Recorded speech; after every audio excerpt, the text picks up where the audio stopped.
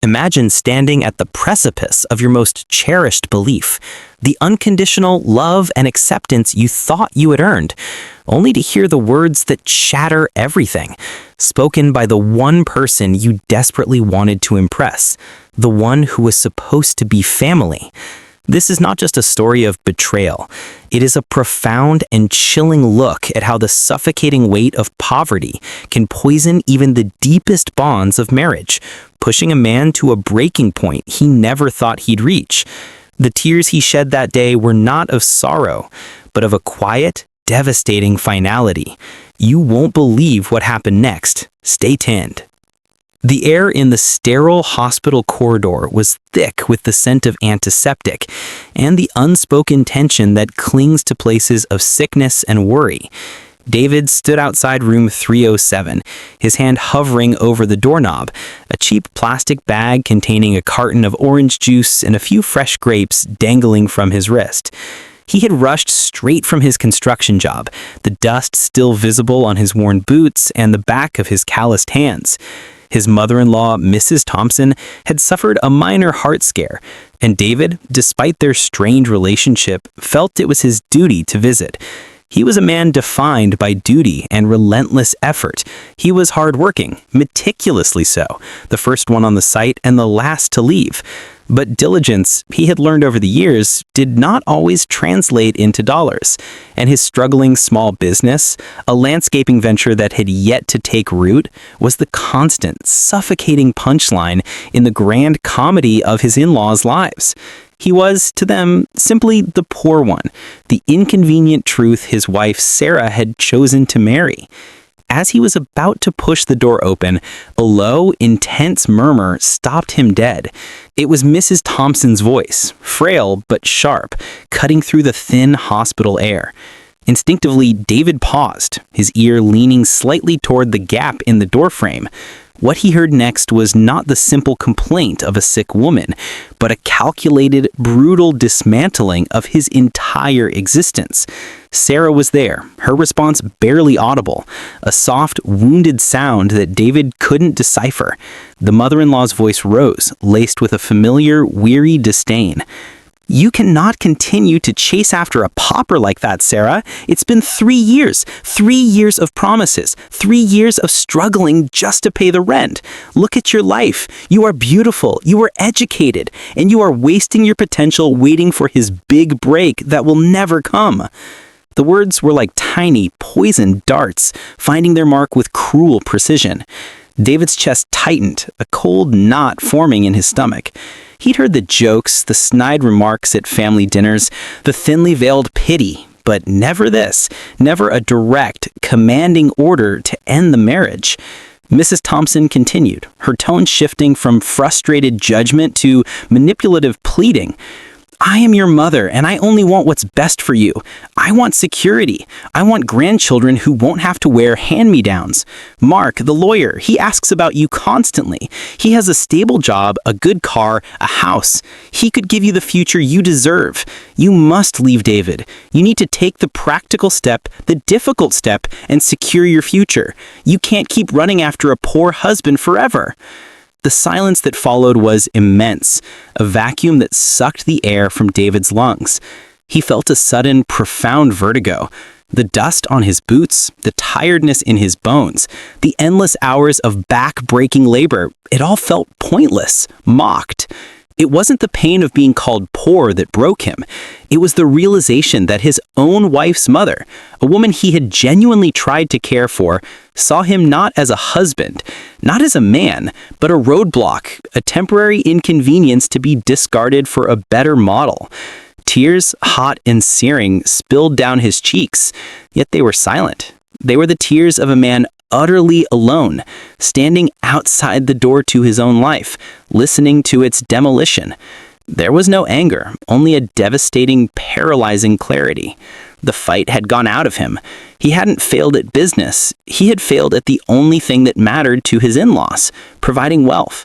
And if he was the obstacle to his wife's happiness, the burden that her own mother told her to shed, then perhaps the only honorable thing left to do was to step aside. He gently placed the bag of fruit on the floor, took one last look at the closed door.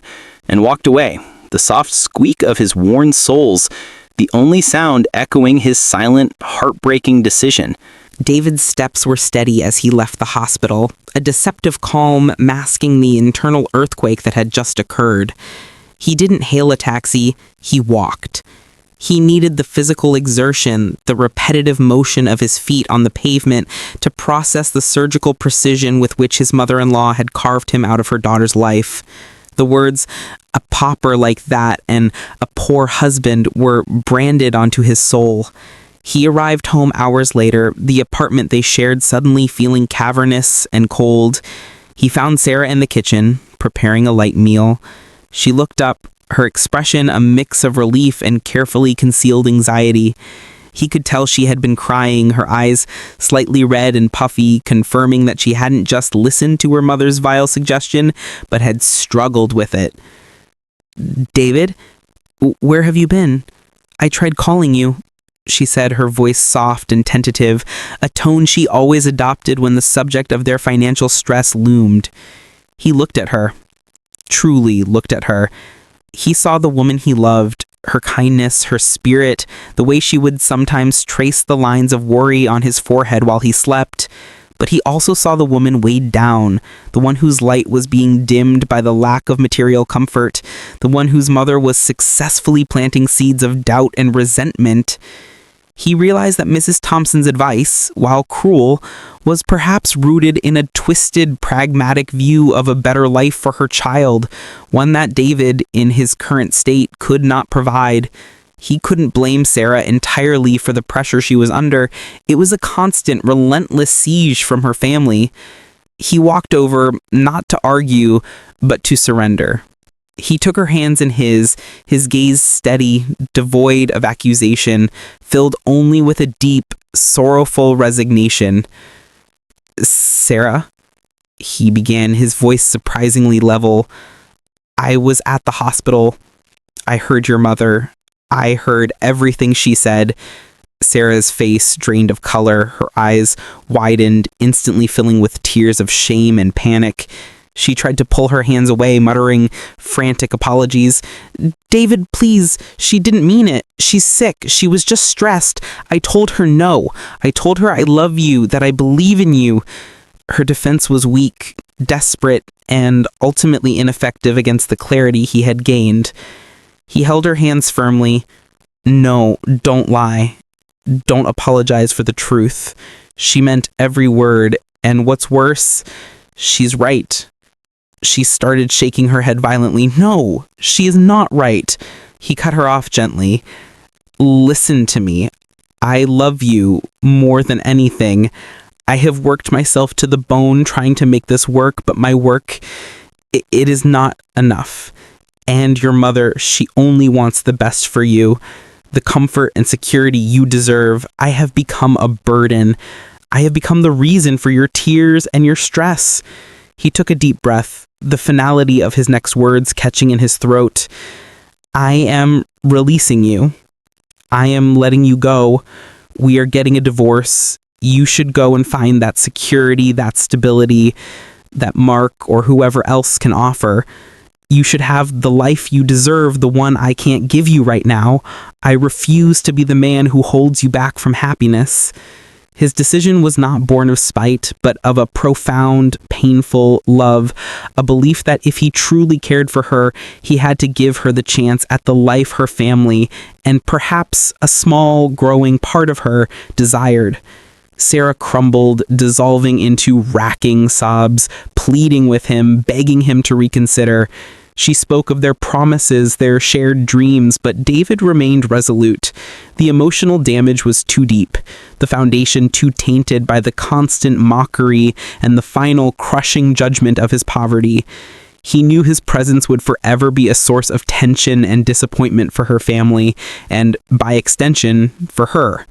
He walked into their bedroom, a ghost in his own house, and started packing a small, worn bag.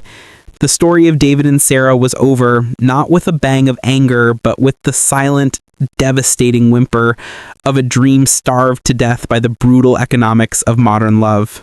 The divorce was swift and quiet. a mere formality echoing the hushed devastation that had become David's life. He didn't ask for anything, signing the papers without a glance, leaving Sarah the apartment and everything in it. His departure was a complete erasure of his presence, a final, definitive act of self-sacrifice.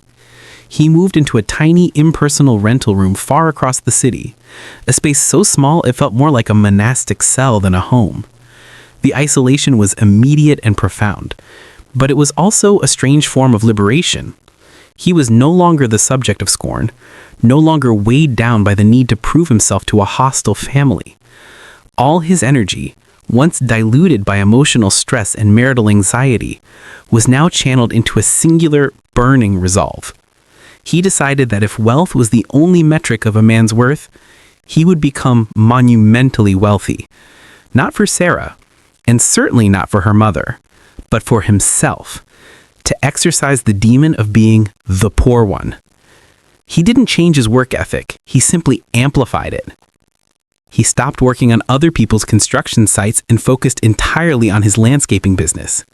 He took night classes in business management and financial planning. Sleep became a luxury he rarely indulged in. His initial business had failed because he was a skilled worker, not a savvy businessman. Now he learned the trade of profit. He focused on commercial contracts, targeting large properties in city parks rather than individual homeowners. He reinvested every single penny. His worn truck was replaced by a small fleet of reliable equipment. His crew grew from himself to 2, then 5, then a dozen employees. His name, David, the hardworking but struggling husband, was slowly replaced by the reputation of David, the efficient, no-nonsense owner of prestige grounds. The transformation was silent, brutal, and stunningly effective. Meanwhile, Sarah followed her mother's disastrous advice. Shortly after the divorce, she started seeing Mark, the high-flying lawyer her mother had so enthusiastically promoted. Mark was everything David was not. Impeccably dressed, financially secure, driving an expensive German car. He showered Sarah with gifts and took her to the upscale restaurants she'd only dreamed of visiting. Mrs. Thompson was ecstatic, parading Mark's virtues to anyone who would listen, convinced she had saved her daughter's life. Sarah, still emotionally fragile from the divorce, mistook Mark's superficial charm and material generosity for genuine affection and the promised stability. She fell deeply into the illusion of the perfect, comfortable life her mother had painted for her. The illusion, however, was brittle. Mark, it turned out, was not looking for a wife. He was looking for a convenient, beautiful trophy to accompany him to social events. He enjoyed the chase, the dinners, the public displays of affection, but the subject of marriage was always expertly avoided. His commitment was as shallow as his expensive cologne. Sarah soon realized that while she had his wealth, she did not have his heart. The deep, constant, and unconditional attention David had given her, the simple act of bringing her a cup of tea after a long day, or listening patiently to her anxieties was absent. Mark was always too busy, too preoccupied with his career, his friends, his demanding social life. She was an accessory, not a partner. The realization hit her like a physical blow. The secure, stable future her mother had pushed her towards was a gilded cage, and she was terribly, profoundly lonely. Mark's company was superficial, and his sudden disappearance from her life, once his interest waned and a newer, younger prospect appeared, was humiliating and final. He didn't even call. He simply stopped responding to her messages. Sarah was left emotionally wrecked, betrayed, and utterly discarded. The promised future shattered into a million pieces. The economic security she had chased came at the cost of her dignity and her heart. The pain of the divorce from David, she now realized, was nothing compared to the cold, empty abandonment by the man who was supposed to be her reward. The tragedy was not that David was poor. The tragedy was that she had been convinced that material wealth was the only thing that mattered. 5 years passed. For David, they were years of relentless construction, negotiation, and expansion. His company, Prestige Grounds, was no longer a small-time operation. It had secured major municipal contracts and was a recognized name in large-scale commercial landscaping. David himself had changed. The dust of construction sites had been replaced by the fine tailoring of bespoke suits. The old, worn truck was now an executive sedan. His face, once etched with the constant, grinding stress of poverty, now held the confident, controlled expression of a successful entrepreneur. He owned a beautiful house in the suburbs, one that overlooked the city skyline, a house he barely spent time in, for work still consumed him. He was rich, successful, and terrifyingly efficient. But the man who cried silently outside a hospital room still resided deep within him, fueling his drive with a cold, unwavering determination. He had achieved the wealth that was deemed worthy, but he was emotionally guarded, the wound of his divorce a permanent scar. Meanwhile, life for Sarah and her mother had deteriorated. Mrs. Thompson's health had taken a serious turn for the worse. Her heart condition had stabilized, but she had become frail and required constant care. Sarah had been forced to take on multiple jobs to manage the mounting medical bills and her mother's care. Having spent most of the alimony from David's meager early days business on initial expenses, and the financial comfort from Mark proved to be non-existent once he was gone. The apartment David had left her in was now strained, filled with worry and exhaustion that David had once carried alone. Sarah, humbled and profoundly regretful, realized the immense cost of her mother's misguided advice. She would often think of David, not just the man who had struggled, but the honest, good man who had loved her, the man who had put her happiness above his own, even to the point of giving her up. The realization that he had sacrificed their marriage just so she could have a chance at a better life was a crushing weight. One day, by a cruel twist of fate, Mrs. Thompson had an appointment at a specialist clinic, one that happened to be housed in the same gleaming new commercial complex that Prestige Grounds had recently been contracted to landscape. While waiting in the lobby, Mrs. Thompson looked out the panoramic window and saw a team of workers installing a massive, intricate water feature. Overlooking the crew was a man in a crisp suit, giving precise instructions to a foreman. There was a confidence in his bearing, an undeniable air of authority and success. As the man turned, catching the afternoon sun on his face, Mrs. Thompson gasped, clutching Sarah's arm with a sudden, painful grip. It was David. Not the dusty, anxious David she had mocked, but a formidable, successful figure whose success was literally written into the landscape before her eyes. Sarah had seen pictures of his company's work online and had heard whispers of his rise, but seeing him in person, dominating the space with his presence, was a shock. He was everything her mother had demanded she marry, but he was now completely out of reach. The irony was a bitter poison. Mrs. Thompson, seeing the evidence of his undeniable wealth, the wealth she had so desperately coveted for her daughter, finally understood the magnitude of her error. Her cruel words had not only driven a good man away, but had ultimately destroyed her daughter's chance at happiness and left her financially vulnerable when success finally arrived. It was the moment of complete, sickening realization. She saw the years of stability she had cost her daughter, the years of comfort David could now have provided had she not interfered. She saw the pauper she had dismissed had become a king. The weight of her guilt finally became too heavy to bear. The sight of David was the catalyst for Mrs. Thompson's complete emotional breakdown. The shame and guilt consumed her. She became obsessed with the need to apologize, to somehow undo the devastating damage she had inflicted upon her daughter's life and David's spirit. She spent weeks trying to track him down, eventually resorting to contacting his company headquarters under the guise of a potential client, a desperate measure that finally yielded his personal contact information. She insisted on a meeting, not an apology over the phone, but a confrontation where she could face the man she had wronged. The meeting took place in David's pristine office, a space overlooking the city, far removed from the humble hospital room where the nightmare had begun. David agreed to the meeting not out of forgiveness, but out of a clinical curiosity to see the end of this painful chapter. Mrs. Thompson, frail and trembling, was accompanied by Sarah, who stood slightly behind her, her own face etched with a silent, profound sorrow. David stood behind his immense mahogany desk, a figure of stoic, immovable success. He offered them no comfort, no niceties. Mrs. Thompson, unable to look him in the eye, slowly, agonizingly, sank to her knees right there on the expensive carpet.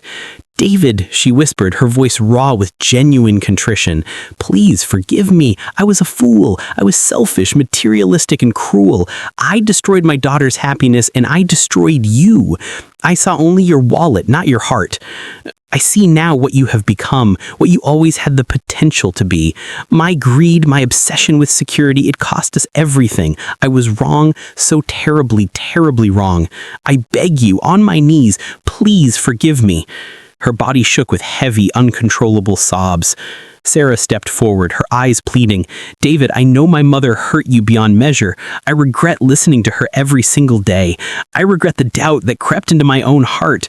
I saw the struggle and I was weak. I should have stood by you. I should have defended you. I lost the best man I will ever know. Please, I don't ask for you back, but please grant her peace and forgive her." David watched them, his expression unreadable, a mask of controlled distance. The words they spoke were the words he had dreamed of hearing 5 years ago, the validation he had unconsciously sought through his intense drive for success. But their power was gone. The emotional landscape had irrevocably changed. He was no longer the pauper seeking validation. He was a man who had built a fortress around his heart. He slowly walked around his desk, standing over the kneeling Mrs. Thompson. "Stand up, Mrs. Thompson," David said, his voice flat and cold, devoid of any warmth. He waited for her to rise before continuing. "You do not get to ask for forgiveness for destroying a person's life simply because you realize the person you destroyed is now successful. Your regret is rooted in seeing my success, not in the pain you caused me when I was poor. If I had failed, if I were still that struggling pauper, you would not be here. You would still believe you were right." He paused, letting the harsh truth sink in. "I do not need your forgiveness, and I cannot give you mine. I forgave the man you betrayed the day I left that hospital, and I have moved on. The woman I loved, Sarah, I released her to pursue the life she deserved, the life you sold her on. She pursued it, and she paid the price. I wish you both peace, but I cannot give you absolution. That chapter of my life is closed, locked, and buried." He turned and walked back to his desk, the unspoken command to leave hanging heavy in the air.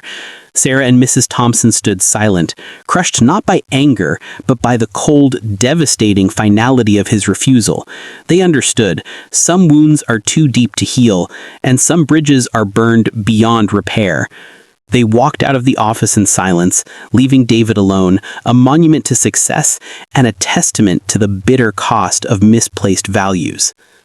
If this raw emotional journey resonated with you, and if you believe that a person's worth is measured by their character, not their bank account, please show your support. Hit that like button, share this story, and most importantly, subscribe to our channel to join our community. Your subscription helps us bring more powerful real-life narratives to light every single week. Don't miss the next chapter.